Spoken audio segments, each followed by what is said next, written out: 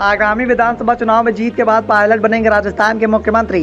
स्वयं को जादूगर समझने वाले अशोक गहलोत को चकमा देकर पायलट ने कायम किया अपना दबदबा। सचिन पायलट के इशारे पर हो रहे पार्टी हाईकमान के फैसले, अशोक गहलोत को मुख्यमंत्री पद से हटाया। सचिन पायलट का बढ़ता दबदबा बना राजस्थान के मौजूदा मुख्यमंत्री अशोक गहलोत की मुसीबत।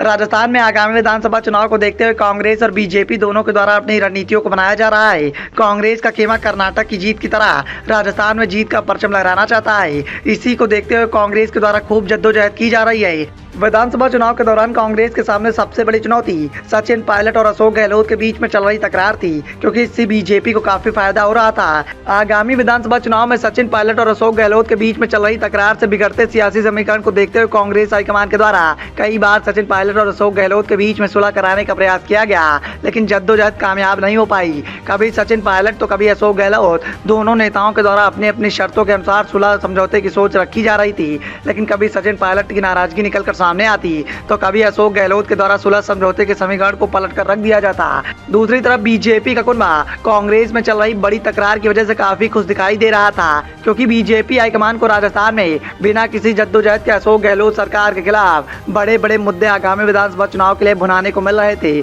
आखिरकार कांग्रेस हाईकमान ने विधानसभा चुनाव के समीकरण को साधने के लिए पार्टी में चल रही तकरार को मिटाने में कामयाबी हासिल की। सिर्फ इतना ही नहीं, कांग्रेस ने अपनी रणनीति के माध्यम से बीजेपी के बड़े बड़े दिग्गजों को संकट में डाल दिया।